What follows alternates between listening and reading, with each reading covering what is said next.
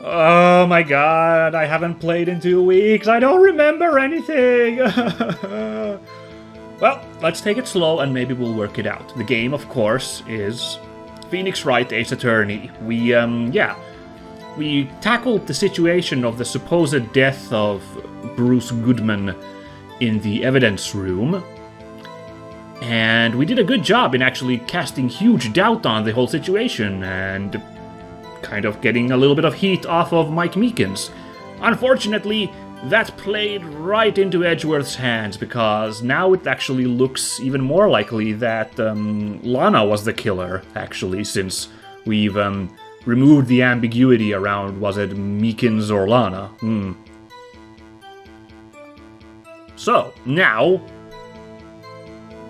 we're gonna have to go after poor Jake Marshall because we found his bloody handprint in the evidence room. It's our only chance to save Lana, I guess.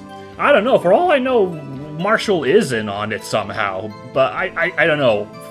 My plot radar is pinging that he is another red herring somehow. Or at least he's not the primary killer. I don't know. Let's review his testimony he gave last time, and then let's put the screws on him, as they do in Texas. So, my job was to keep a wary eye on that bone orchard. They said I was supposed to make rounds 3 times a day, but that ain't my style. Besides, the room's protected by 2 security systems anyway. If I remember right, I was at a street-side saloon at the time it went down. I'm just an innocent traveling man, so if you're out of ammo, it's time I hit the trail. Okay, I have a trump card up my sleeve, so I'd best keep my cool. Before I use it, though, I'd better up the ante. Let's do that. I guess. Sounds like a plan. How I do that, I don't know, but we'll start with some presses. By the way, I only recently learned what an ante is and what upping the ante means. For those curious, an ante is the first bet you put in poker, I believe I understood. So upping the ante is increasing the bet.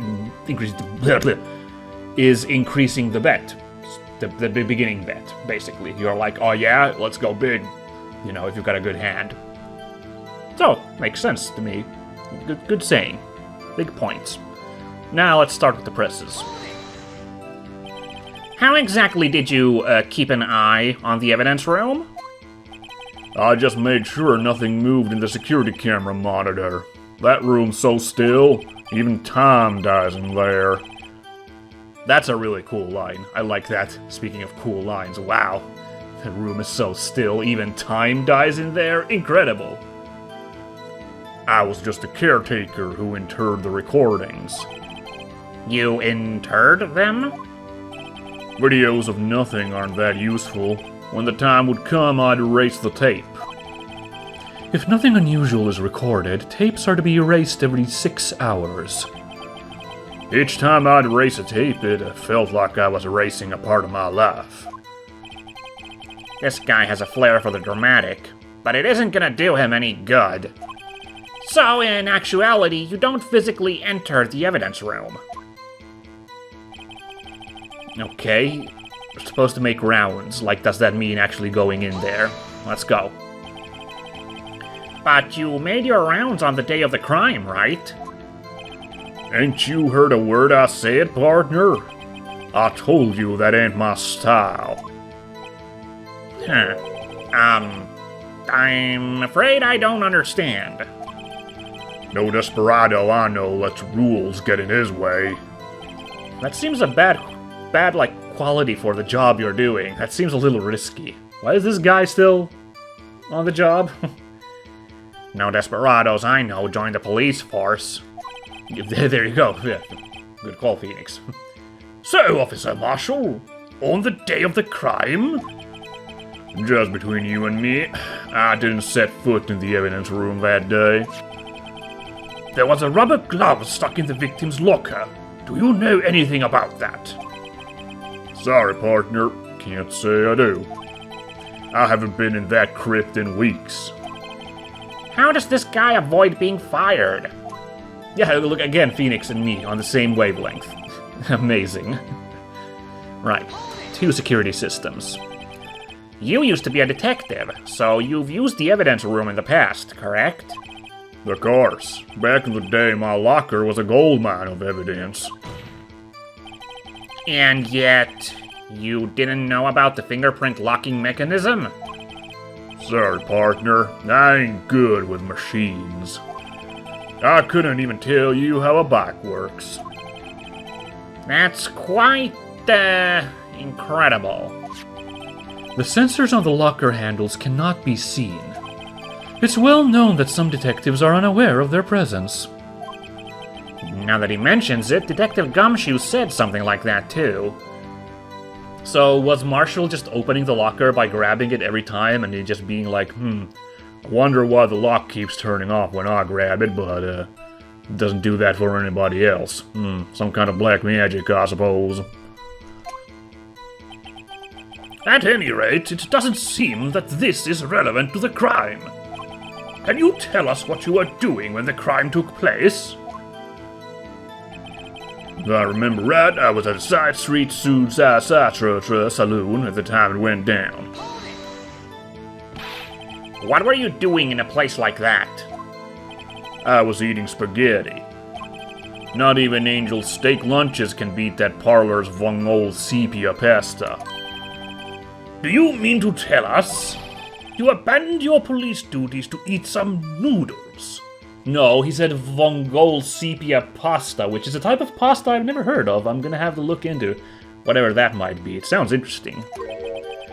Not all desperados eat tacos, partner. That's not what I meant. I hope this has at least taught you a lesson. That's strange. This is usually where Edgeworth says, "Did you not want to arrange this year?" So is that our clue? We have to press him on the spaghetti incident? Because Edgeworth was being silent? We'll see. We'll have to check my items if there's something I could catch him on with there. Well, let's see. Out of ammo, Officer Marshall? That's right, partner. Or as you'd call it, evidence. If you plan to pin me to this crime, then you'd better draw. Otherwise, you're just wasting my time. My steel horse is waiting to carry me back west into the sunset. One thing seems clear. Despite being responsible for guarding the evidence room, the witness doesn't appear to have seen anything. Texans don't take orders from anyone. Everyone knows that. I guess that is kind of accurate, I don't know. They certainly have a lot of state pride, I know that much. Apparently your superiors don't. Okay. Oh, yeah. That was the same dialogue. Okay, so, yeah, now we gotta chuck something down.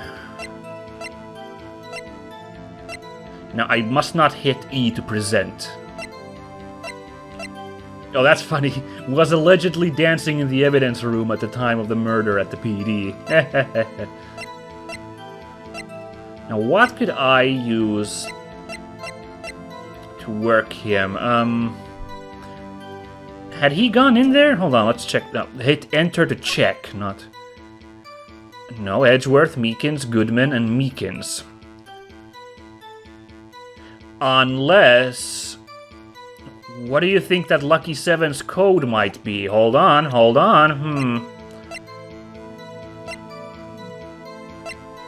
Well.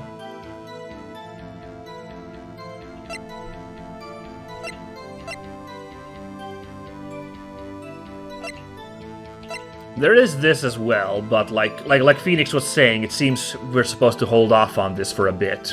That seemed to be what the game was implying, so I don't want to chuck that down yet. Files for the Joe Dark killing, solved 2 years ago. Let's review this, because I don't remember this. We got this last time, but I kind of forgot the details. So let's read through this real quick, just so nothing happens that I would miss later on. Incident number SL9, close. Perpetrator, Joe Dark. The crime, serial murder. Sentence, death. Victims were Edward Jones, Jason Knight, Edith Kirby, Rachel or Rachael. I'm sorry, I'm used to it being spelled without that second A, but I guess you can also spell Rachel like that. Moss. Jeb Bates and Neil Marshall. That's right, there was a guy called Marshall in the list of victims. That's curious. The head prosecutor was Miles Edgeworth. The witnesses were the two Skies. Right, Lana and Emma. And then, of course, executive investigators were... Hold on, trial data, prosecutor, witnesses, investigator, right. Investigators were Damon Gant and Lana Skye. And the head investigator was Bruce Goodman, and the investigators were Jake Marshall and Angel Starr. Literally everyone we've encountered is involved in the investigation and the prosecution and the witnessing. The victims are a bunch of blanks, except that Marshall one's interesting. Good, okay, good that I came to check that. Yeah, let's see if that Lucky 7 might work on us. Work on this situation.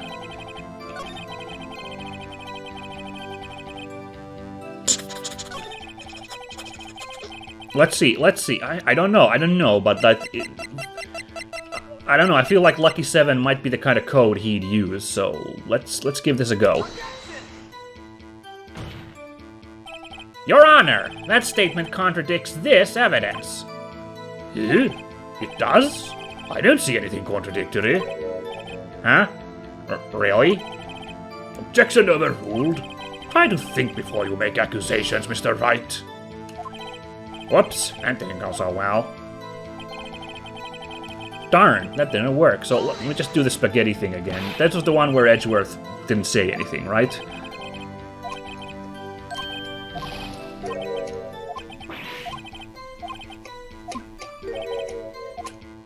Yeah, okay, that's curious. I feel like it doesn't matter which point I use it, like, you know, I think I could have used it, if it had been the right evidence, I could have used it here, or at that next point where he's like, you ain't got no evidence. So... do I throw down the freaking fingerprints?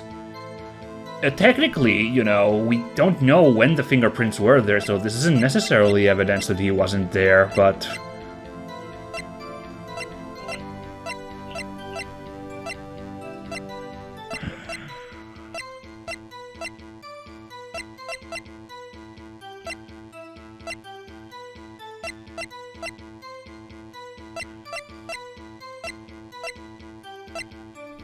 Interesting. I don't know, honestly. I'm not sure.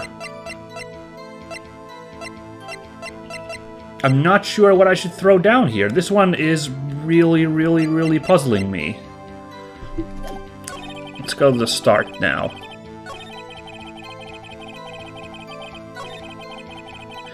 There's nothing to contradict here, you know. My job was to keep a wary eye on that bone orchard. They said I was supposed to make rounds 3 times a day.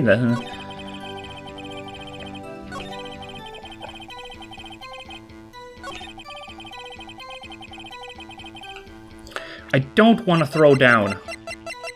I don't want to throw down this again here. Like, I don't think it would be sensitive like that. I think they would have it so if it was the right thing, it wouldn't matter which of these two you threw it down on.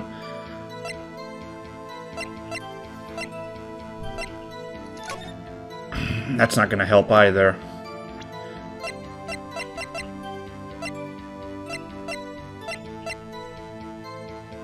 A security video? There's nothing... Could there be something here pointing to him? In this video? I don't think so.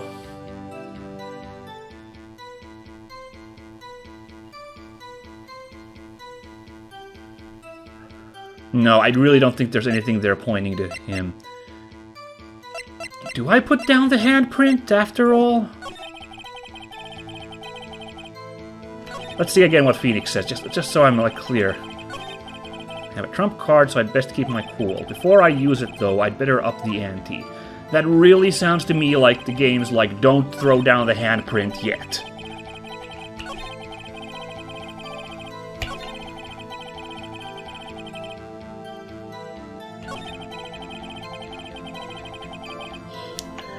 Okay, well, I do realize, now I see why this might not work on that previous part. It says he was at a saloon when it went down, and that's like an hour before that entry. So yeah, it wouldn't have been the time it went down when he entered there.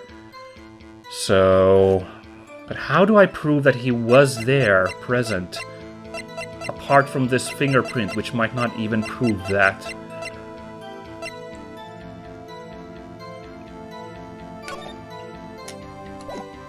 How? This is the hardest thing I've encountered so far in this game, I feel like. I'm not seeing the...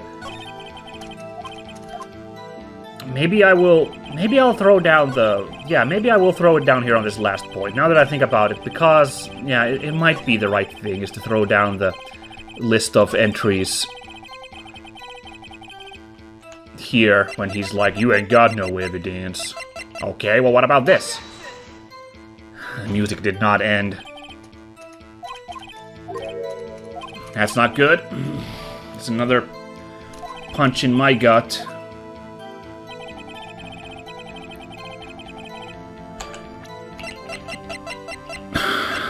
I really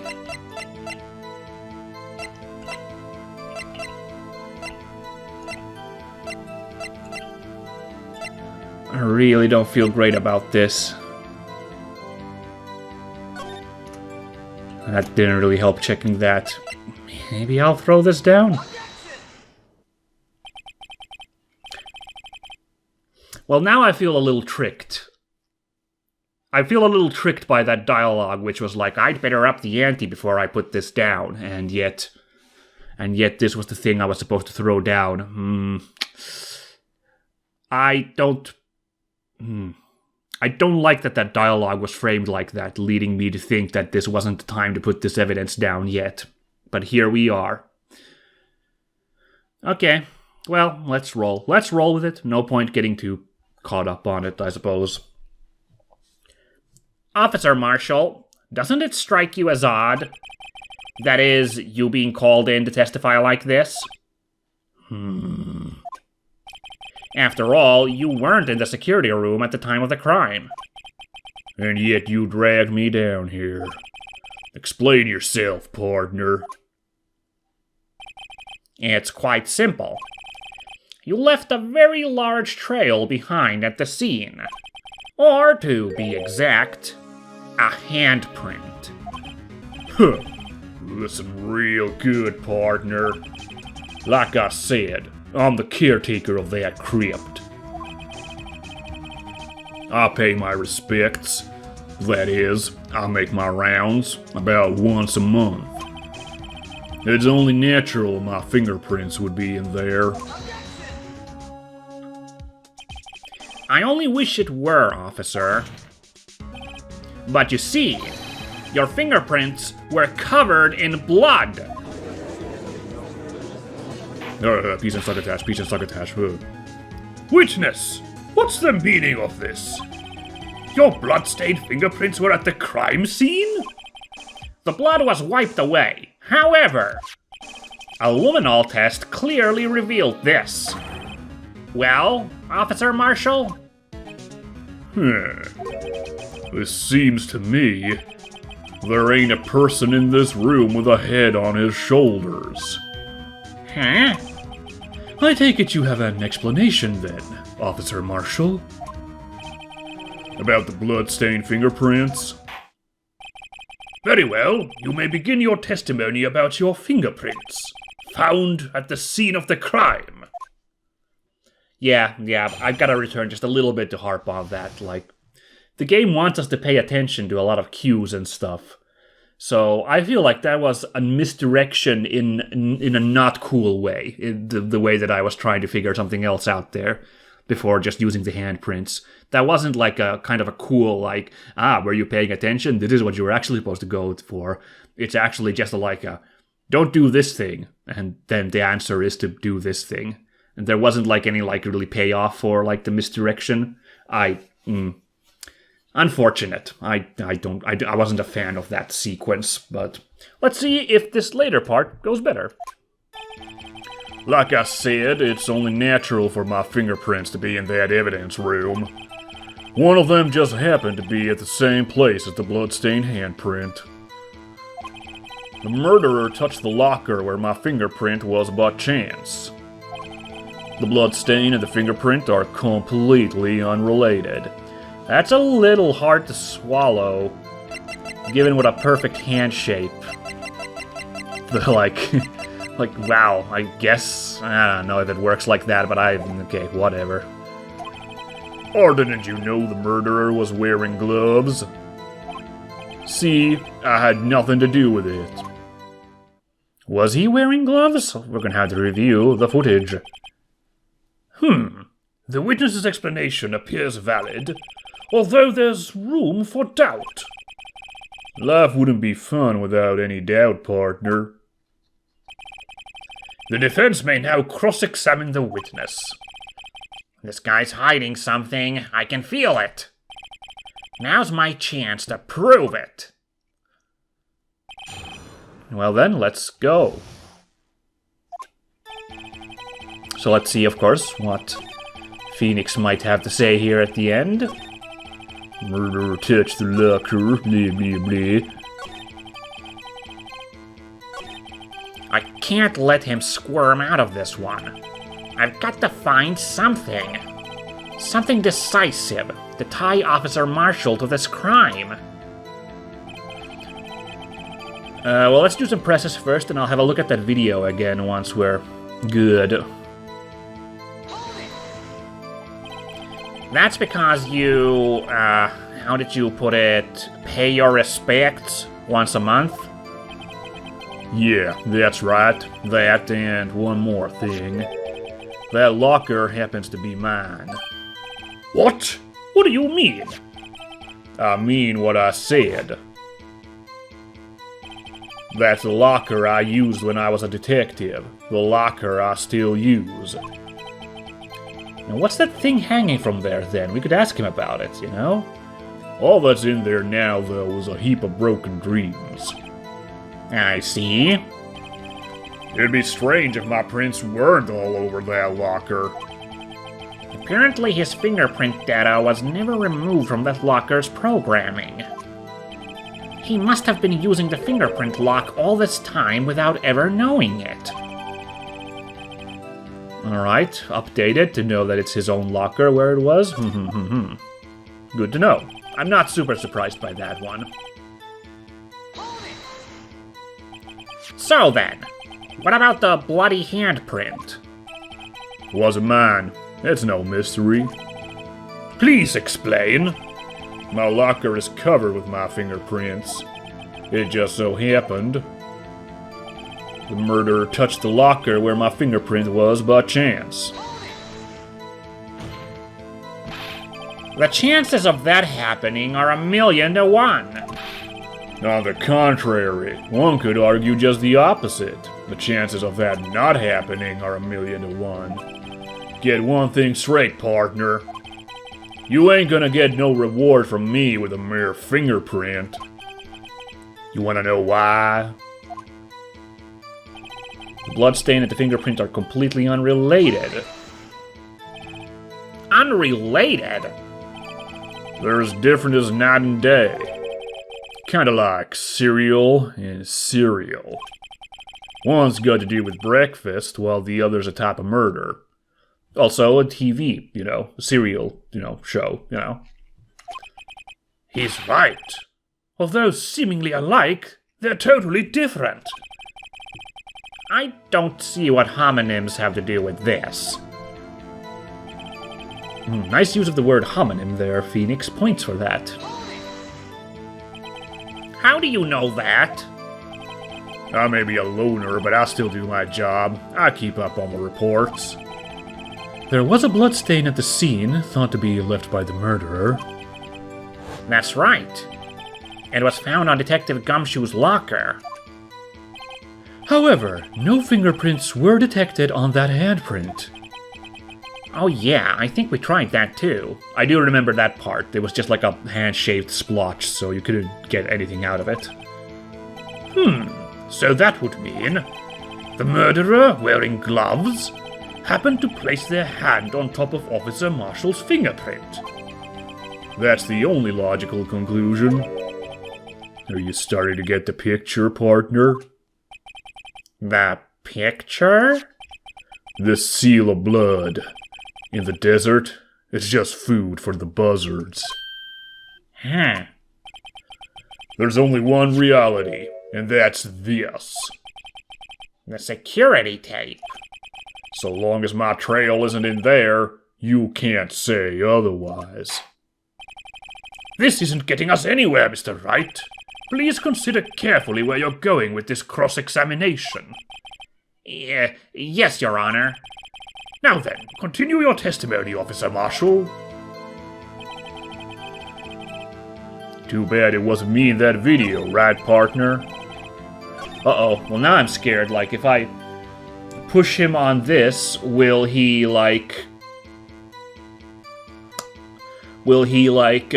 get, like, penalized because he was like, be careful with your cross-examination. And now I'm super paranoid. Let's take a look at that video again. I want to see the hands of both of these characters who appear on it. Like, are they wearing gloves, either of these characters? I wish you could fast forward in this part. It was fun in the, when we were pointing out stuff in this. But now we can't.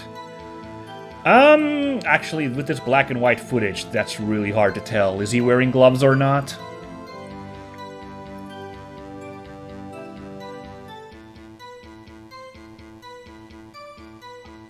But, you know, we don't know who's in that picture, because we don't see his face ever, so we totally could, like, put the squeeze on him over that. It could be him dressed up as...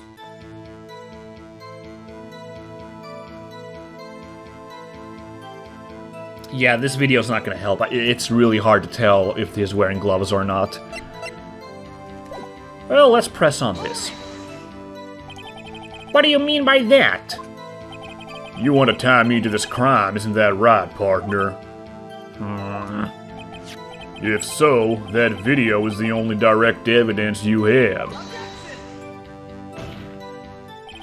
But that video is next to useless. It's full of blind spots. Blind spots? Places you can't see. The camera's panning back and forth. The floor isn't shown. If someone was familiar with the camera's position, they could leave the room without being caught on tape. We don't have time for your speculations, Mr. Wright. Well, Mr. Wright, if you can show us evidence in this video that indicates Officer Marshall was present, please do so now. I'm going big, not going home, because I don't know what the answer is, but let's go. Very well. Allow me to point out your mistake, Officer Marshall. Tread carefully, Mr. Wright, or you might wind up being the one making the mistake. Now then, let's have another look at the video. Show us this incriminating evidence of the witness, Officer Jake Marshall.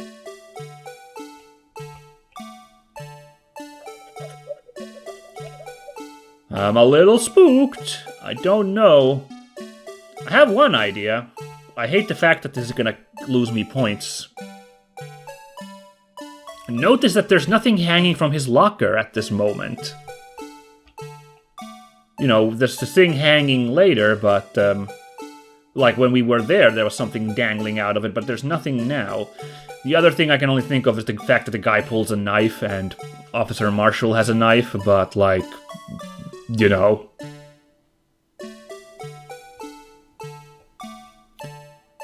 How do we point out that that's his knife, you know? I don't know.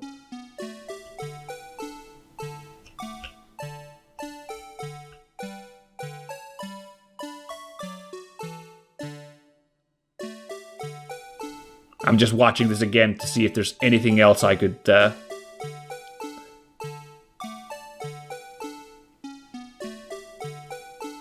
point out. Wait a second, look. What the heck? Did you see? Wait a second, what the? Whoa. That's insane! I did not see that before. I didn't pay attention. That's crazy. The thing isn't hanging out, but... Oh my god!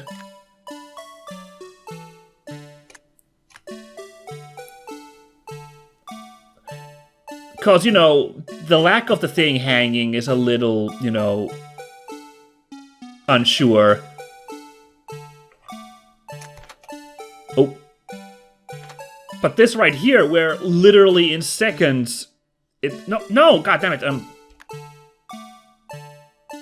Oh, I can't rewind to the... No, damn it. The fact that it literally appears within, like, in less than a minute, like, or, you know, the camera panning, it's like in a matter of seconds, someone uses the thing to have it flop out whatever that piece of cloth is. Oh my god, that is genius. Okay, this is way better. Now I'm feeling it again. I'm feeling this game, you know?